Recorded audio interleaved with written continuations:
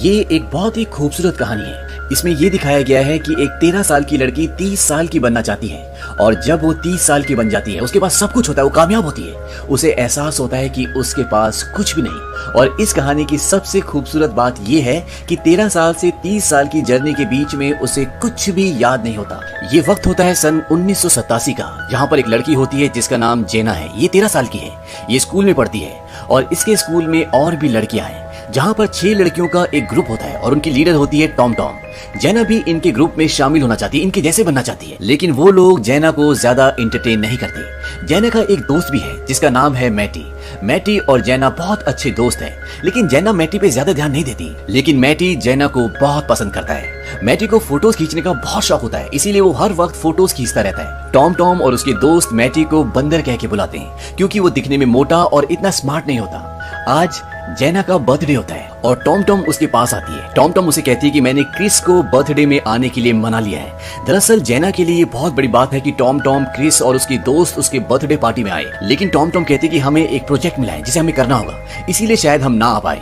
दरअसल Tom Tom की चाल होती है, वो चाहती है कि उसका प्रोजेक्ट जेना करे और जेना करती भी ऐसे ही है। वो कहती है कि मैं तुम्हारा प्रोजेक्ट कर दूंगी और इस बात पे वो रात को पार्टी में आने के लिए तैयार हो जाते हैं। जेना और मैटी जब स्कूल से घर जा रहे होते हैं तो जेना मैटी से कहती है कि मैं टॉम टॉम और उसकी सहेलियों की तरह बनना चाहती हूँ, देखना एक दिन मैं भी कूल बन जाऊंगी और उनके ग्रुप में शामिल हो जाऊंगी। मैटी जेना को बोलता है कि तुम जैसी हो वैसी अच्छी हो, तुम्हें कूल बनने की जरूरत नहीं है, लेकिन जेना कहती है कि मैं जैसी हूँ वैसी नहीं रहना चाहती।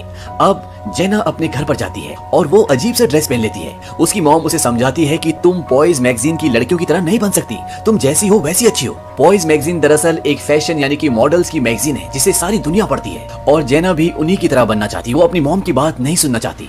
अब रात होती है और मैटी जेना के लिए एक खूबसूरत गिफ्ट लाता है। दरअसल पिछले 3 हफ्तों से वो जेना के लिए इस गिफ्ट को बना रहा होता है। जेना उससे पूछती कि क्या है, वो कहता है कि तुम्हें एक डॉल हाउस चाहिए था ना। जेना कहती है हाँ।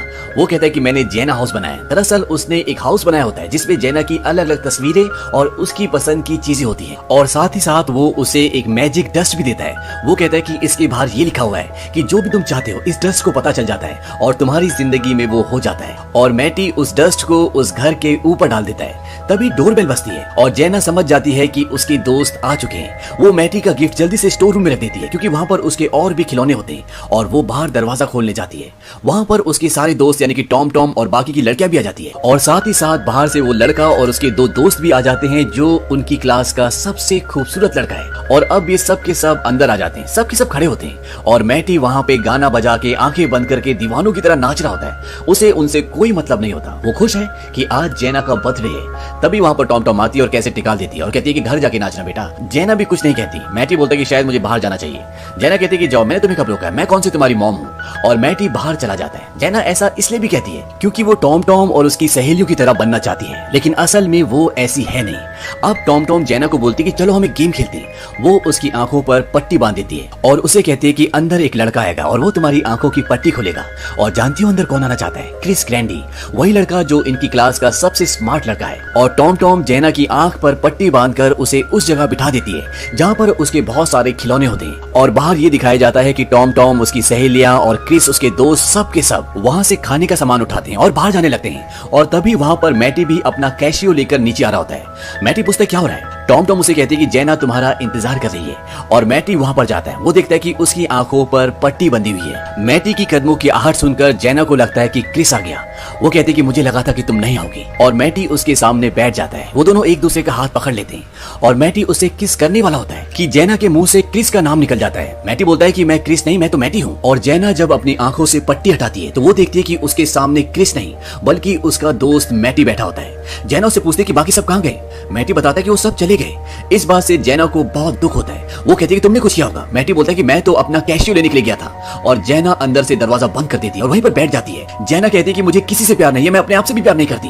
मैटी बोलता है कि मैं तुम्हारा फेवरेट सॉन्ग बजाता हूँ, लेकिन जेना कुछ नहीं सुनती। वो कहती है कि मैं 30 साल की एक खूबसूरत कामयाब इंसान बनना चाहती हूँ और वो अपनी आंखों पर दोबारा से पट्टी लगा लेती है और लगातार यही बोलती है कि मुझे 30 साल की खूबसूरत औरत बनना है। और उसका सर पीछे सेल्फ पर लगता है और सेल्फ के टॉप पर वही घर होता है जो उसके दोस्त मैटी ने उसे बना कर दिया है। और उस घर पर मैटी ने उस डस्ट को भी बिखेर दिया था जिसके पैकेट के बाहर ये लिखा था कि अगर आप कोई भी विश मांगते हो तो वो पूरी हो जाती है। और वो डस्ट अब जेना के ऊपर गिरना शुरू हो जाती है और जब जेना अपनी आंखें खोलती है तो वो देखती है कि एक शानदार घर में होती है। ये घर जेना का नहीं होता और जब वो शीशे में अपने आप को देखती है तो वो डर जाती है क्योंकि वो बड़ी हो चुकी होती है। जैना को कुछ भी याद नहीं होता कि वो बड़ी कैसे हो गई। वहाँ पर टेबल पर कुछ लेटर्स भी होते हैं जो जैना के नाम पर होते हैं, यानी कि ये घर जैना का ही होता है। और जब वो उन लेटर्स को देख रही होती है तभी वहाँ पर एक आदमी भी आता है जो पहले से इस घर में था, वो नहा रहा होता है। जैना इस आदमी को नहीं पहचानती और जब वो आदमी जैना के करीब आने की कोशिश करता है तो जैना घर छोड़कर भाग जाती है क्योंकि उसे कुछ भी नहीं पता कि वो 13 से 30 साल की कैसे हो गई, इस बीच में क्या हुआ। अब जैना जब नीचे जाती है तो वहाँ पर उसका एक लड़की इंतजार कर रही होती है।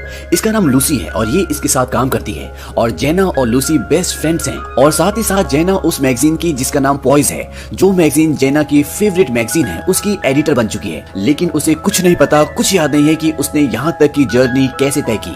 वो ऑफिस में किसी को नहीं जानती। उसकी दोस्त लूसी को लगता है कि उसने कोई नशा कर लिया है या वो परेशान है, इसीलिए वो उसे कहती है कि जैसा मैं कहूंगी वैसे ही करना। और वो उसे बताती है कि हमारी 10 मिनट बाद एक मीटिंग होने वाली है और ये सब के सब अब मीटिंग में बैठते हैं। लेकिन जैना को कुछ नहीं पता कि यहाँ पर क्या बोलना है, क्या करना है। इस मीटिंग में इनका चीफ एडिटर जिसका नाम रिचर्ड है, वो सबको बताता है कि हमारी कॉम्पिटिटर मैगजीन जिसका नाम स्पार्कल है वो हमारा डेटा चोरी कर रही है और इसीलिए 6 महीने से वो हमसे आगे है। हमारी सिर्फ 6 लाख कॉपीज बिकी और उनकी 1 मिलियन। लेकिन उसे नहीं पता कि वो कौन है जो इनका डेटा उन तक पहुंचाता है। यहाँ पर जैनी को दूसरों से ये भी पता चलता है कि उसके और उसके पेरेंट्स के बीच में अब रिश्ते बहुत अच्छे नहीं है। वो उनका फोन रिसीव नहीं करती, लेकिन वो किसी तरह से मैटी का एड्रेस निकलवा लेती है और वो उस जगह पहुंच जाती है जहाँ पर मैटी रहता है। वो डोर बेल बजाती है और मैटी अंदर से थोड़ा सा दरवाजा खोलता है। जैना मैटी को देखकर नहीं पहचानती और वो भी नहीं पहचानता, लेकिन जब वो ध्यान से देखती है तो वो कहते तो मैटी हो, वो कहता हाँ। और मैटी भी जैना को पहचान लेता है, वो उसे अंदर बुलाता है। जैना मैटी को बोलती है कि मेरे साथ सब कुछ बहुत अजीब हो रहा है। कल ही मैं 13 साल की थी, मैंने अपना बर्थडे सेलिब्रेट किया था और आज मैं 30 साल की हो चुकी हूँ। ये सब कुछ अजीब है और तुम खुद को भी देखो, तुम कितने बड़े हो चुके हो।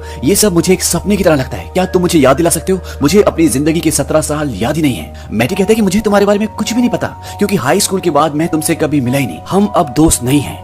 इसके साथ साथ मैटी उसे अपनी हाई स्कूल की फोटोज भी दिखाता है जिसमें वो देखती है कि वो टॉम और उसके ग्रुप के साथ होती है। मैटी उसे बताता है बल्कि तुम तो उनके ग्रुप की लीडर थी और साथ ही साथ वो लड़का जो उसके बर्थडे पे आया था वो भी उसके साथ होता है। यानी कि जो जो उसने अपनी जिंदगी में सोचा था वो सब कुछ जैना ने अपनी जिंदगी में पा लिया, लेकिन अपने दोस्त मैटी को खो दिया। यहाँ पे जैना को ये भी पता चलता है कि टॉम वही लड़की है आज जो उसके साथ काम करती है जिसका नाम लूसी है और अब ये दोनों बहुत अच्छे फ्रेंड्स भी हैं। अब मैटी वहाँ से जाने लगता है और जैना उसे बोलती है कि आज रात को मेरी ऑफिस की पार्टी है, वहाँ तुम्हें आना होगा।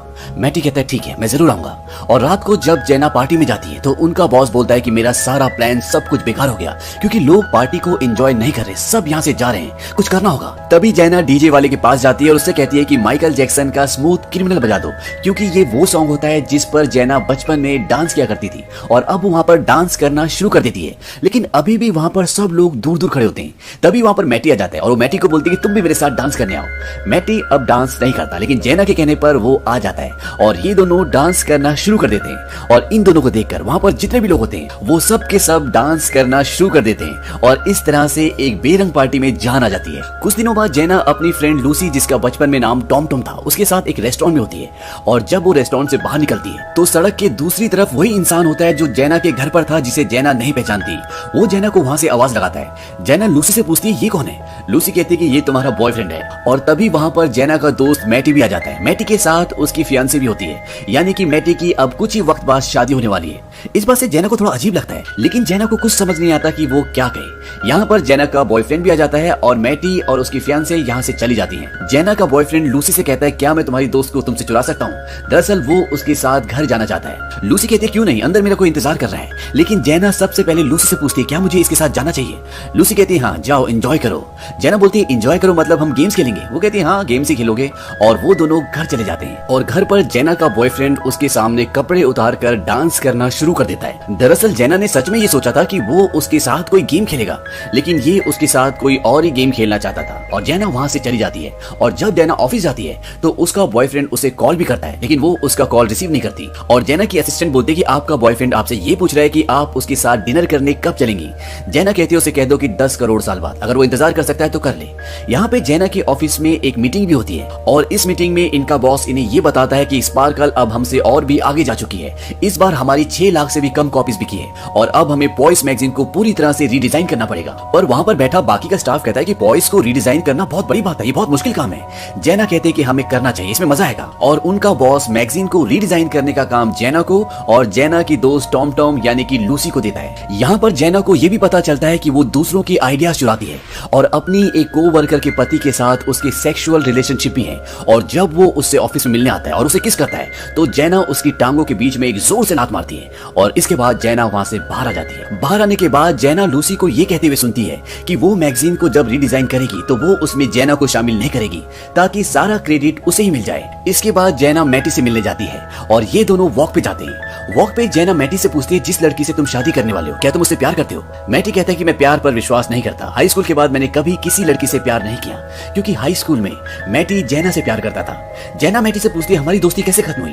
हालांकि मैटी उससे बताना नहीं चाहता लेकिन उसके जबरदस्ती पूछने पर मैटी उसे बताता है कि तुम्हारे 13 बर्थडे पर जब टॉम टॉम और उसके फ्रेंड्स तुम्हें बेवकूफ बनाकर अंदर छोड़ गए थे और जब तुम बाहर आई तो मैंने तुम्हारे लिए गाना गाया लेकिन तुमने मेरे मुंह पर कुछ दे मारा। ये वो गिफ्ट था, वो हाउस था जो मैं पिछले 3 हफ्तों से तुम्हारे लिए बना रहा था। जेना को इस बात का बहुत अफसोस होता है, वो उसे सॉरी कहती है लेकिन मैटी कहता है कि अब इन बातों का कोई फायदा नहीं, ये बहुत पुरानी बातें हो चुकी है। जेना कहती है कि अब मेरा कोई दोस्त नहीं, मैं अपने मॉम डैड से बात नहीं करती और अभी एक शादीशुदा मर्द मेरे ऑफिस में मुझसे मिलने के लिए आया था। मैं अब अच्छी इंसान नहीं हूँ, मैं 13 साल की नहीं हूँ। और जेना वहाँ से दुखी होकर चली जाती है। जेना वहाँ से अपने उसी पुराने घर में जाती है जहाँ पर उसने अपना 13वां बर्थडे मनाया था। वहाँ पर वो उसी जगह पर बैठकर बहुत रोती है जहाँ पर वो आखिरी बार 13 साल की उम्र में बैठी थी। जेना के माँ बाप भी वहाँ पर आ जाते हैं और वो अपने माँ बाप के गले लगकर बहुत रोती है क्योंकि अब वो बदल रही है। अगली मॉर्निंग जेना अपनी मॉम से पूछती है अगर आपने कोई ऐसी गलती की हो जिससे आपकी पूरी जिंदगी बदल गई हो तो आपको कैसा लगेगा। जेना की मॉम बोलती है कि मैंने अपनी जिंदगी में बहुत सारी गलतियां की हैं लेकिन मुझे उनका पछतावा नहीं है क्योंकि इंसान अपनी गलतियों से ही सीखता है और इस बात से जेना को सेटिस्फैक्शन मिलता है। वो इसके बाद अपने दोस्त मैटी से मिलने दोबारा जाती है। मैटी एक फोटोग्राफर है और जेना को अपनी मैगजीन का सब कुछ बदलना है यानी कि उसको अपनी मैगजीन को रीडिजाइन करना है और वो मैटी के साथ मिलकर प्लेयर्स की, आम लोगों की जिंदगी की इस तरह के कई फोटोज खींचती है जबकि पॉइस पूरी तरह से मॉडल्स की फोटोज को अपनी मैगजीन में प्रिंट करता है। यहाँ पर साथ काम करते करते मैटी और जेना एक दूसरे के करीब आ जाते हैं। हालांकि मैटी जेना से बचपन से प्यार करता है लेकिन अब जेना को भी एहसास होता है कि वो भी मैटी से प्यार करती है क्योंकि उसने मैटी जैसा अच्छा इंसान अपनी पूरी जिंदगी में नहीं देखा और ये एक दूसरे को किस भी करते हैं। लेकिन तभी मैटी पीछे हट जाता है। वो कहता है कि हमारी जिंदगी अब बहुत आगे बढ़ चुकी है, सब कुछ बदल चुका है, मेरी शादी होने वाली है और अब हम ये नहीं कर सकते। वहीं अब वो दिन आता है जब लूसी को और जेना को अपनी प्रेजेंटेशन अपने बॉस को कॉर्पोरेट्स को देनी है। सबसे पहले लूसी अपनी प्रेजेंटेशन देती है। उसकी प्रेजेंटेशन में वही चीज होती है, मॉडल, सेलिब्रिटीज, और ये चीज उसके बॉस को बिल्कुल भी पसंद नहीं आती। लेकिन जब जेना अपनी प्रेजेंटेशन देती है तो उसका बॉस बहुत खुश हो जाता है क्योंकि उसकी प्रेजेंटेशन में पूरी तरह से बदलाव होता है। उसने आम लोगों को, स्पोर्ट्स पर्संस को उसमें ऐड किया होता है जिन्हें लोग प्यार करते हैं, जिनके अंदर लोग अपनी तस्वीर देखते हैं और इस बात से जेना का बॉस बहुत खुश हो जाता है। और लूसी को इस बात से, अपने फेलियर से बहुत गुस्सा आता है। वो जेना के ऑफिस में बैठी होती है और वो उसके ड्रॉर में देखती है कि स्पार्कल कंपनीज के कुछ ब्रोशर्स, कुछ मैगजीन के पेजेस होते हैं और वो समझ जाती है कि जेना ही वो लड़की है जो स्पार्कल कंपनी को यहाँ की इंफॉर्मेशन भेजती थी और वो उस कंपनी में फोन करती है और जो जेना का नया प्लान होता है वो सारा का सारा प्लान वो उस कंपनी को बता देती है। तभी वहां पर मैटी जेना से मिलने आता है। जेना वहां पर नहीं होती और लूसी मैटी को झूठ कह देती है कि वो किसी और फोटोग्राफर को हायर कर रही है, उसे तुम्हारी फोटोज इतनी अच्छी नहीं लगी लेकिन तुम एक पेपर पे साइन कर दो ताकि इन सारी फोटोज का राइट हमें मिल जाए, हो सकता है कि हम इन फोटोज को कहीं और यूज करें। और वो उन पर साइन करके वहां से चला जाता है। वहीं दूसरी तरफ जेना मैटी से मिलने उसके घर जाती है। वहां पर उसकी मंगेतर होती है और वो बताती है कि कल हमारी शादी है।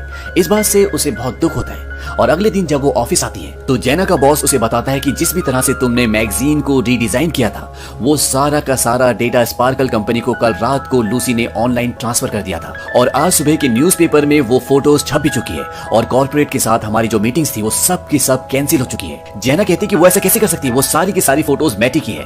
वो उसे बताता है कि मैटी ने साइन किए हैं। जेना लूसी के पास जाती है और वो कहती है कि मैंने सारे डिजाइन उनको भेज दिए क्योंकि तुम ये करने वाली थी, तुम वहाँ की नई चीफ एडिटर बनने वाली थी लेकिन अब मैं वहाँ की चीफ एडिटर हूँ। और वो उसे ये भी बताती है कि मैंने मैट से ये कह दिया था कि उसने किसी और फोटोग्राफर को हायर कर लिया है और वो वहां से चली जाती है। जेना यहाँ से सीधा मैटी के घर जाती है। वहां आज उसकी शादी है और जेना मैटी के कमरे में जाती है जहाँ पर वो तैयार हो रहा होता है और वो मैटी को बताती है कि लूसी ने तुम्हें जो कुछ भी कहा वो सब झूठ है।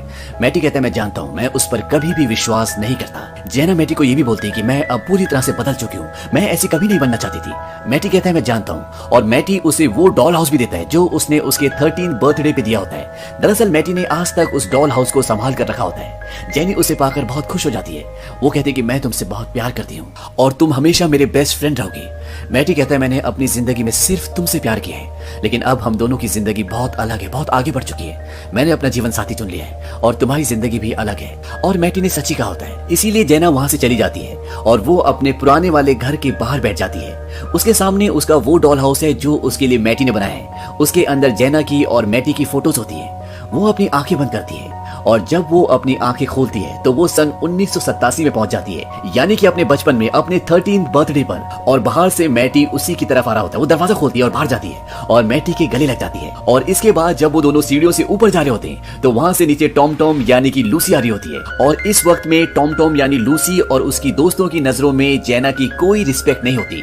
और अब जेना को भी इस बात से कोई फर्क नहीं पड़ता। लूसी यानी टॉम टॉम के हाथ में कोल्ड ड्रिंक होती है। वो उसकी कोल्ड ड्रिंक उसके कपड़ों में गिरा देती है और कहती है कि तुम गलत तरीके से कभी भी तरक्की हासिल नहीं कर सकती। और वो मैटी का हाथ पकड़कर वहां से ऊपर चली जाती है और बाहर का दरवाजा खोलता है और ये दिखाते हैं कि ये दोनों अब जवान हो चुके हैं और आज इन दोनों की शादी है, यानी कि सब कुछ बदल चुका है और ये रियलिटी होती है, ये कोई सपना नहीं होता। उसने जो गलतियां की थी अब इस जिंदगी में वो गलतियां नहीं करती। उसकी शादी मैटी के साथ हो जाती है और इस तरह से इस कहानी की होती है हैप्पी एंडिंग। ये कहानी, ये फिल्म सन 2004 में रिलीज हुई थी।